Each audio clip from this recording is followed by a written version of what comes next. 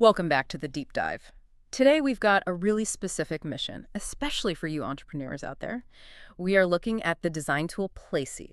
Hmm. And the big question is, does it actually deliver on its promise, or is its real business model, profiting from confusing billing? Well, on paper, the offer from Placeit seems incredible. It's this promise of unlimited mock-ups, logos, videos, all for about $15 a month. Or 90 if you pay for the year. Exactly. And they have this huge library, like 65,000 templates.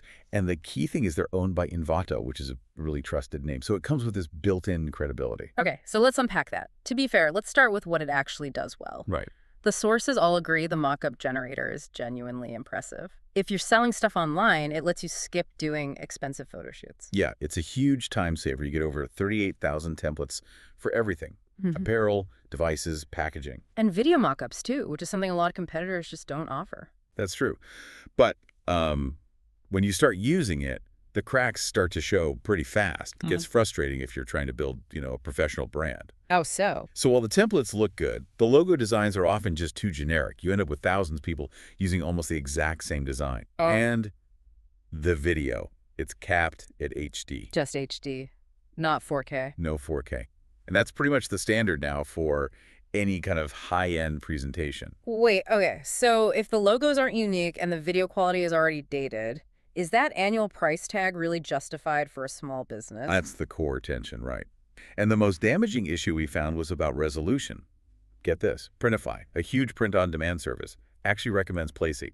Okay, so that's a big endorsement. It is, but then users take those assets from Placeit, they go to upload them to a massive storefront like Etsy, and bam, they get hit with low-resolution warnings. Oh, that's a massive problem for a seller. So your production partner recommends a tool, but the output fails the quality check for where you actually sell your product.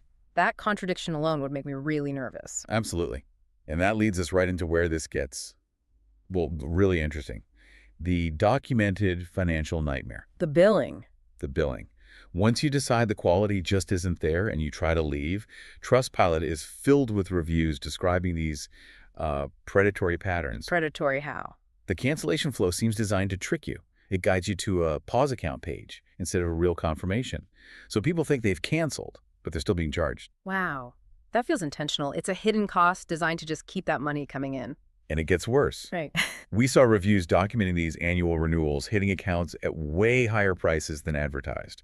One person was charged $148. When the price was supposed to be 90. Exactly. A huge surprise fee, often after they'd already been trying to cancel for months. So, okay.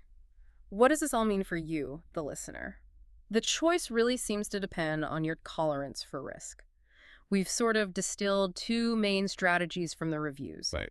Strategy one is the low-risk approach. If you just need a few mock-ups here and there, forget the subscription. Just buy the individual assets. It's about $8 for a mock-up, $3 for a design template. And you completely avoid that whole cancellation trap. And then there's strategy two. If you do need mock-ups all the time, you can subscribe, but you have to be so careful. You have to document everything, take screenshots of the confirmation, watch your bank statements like a hawk. So you're basically spending as much time managing their payment system as you are using the actual product. Pretty much. Which brings us to a bigger question, I think. When you're evaluating any subscription tool, how much of your effort should be spent on the tool's actual function versus just navigating the deliberate confusion of their billing? It totally shifts the burden of trust, doesn't it? From the company onto you, the consumer. You're forced to audit them constantly. Yeah, instead of just getting the value they promised. All right, so here's a final thought for you to chew on.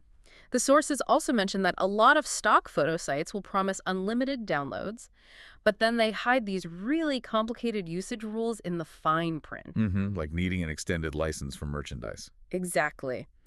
So which deceptive practice causes more long-term financial pain for an entrepreneur? The confusing billing that might steal $50 from you, or the hidden usage rule that could land you in a copyright lawsuit? We'll leave that one with you.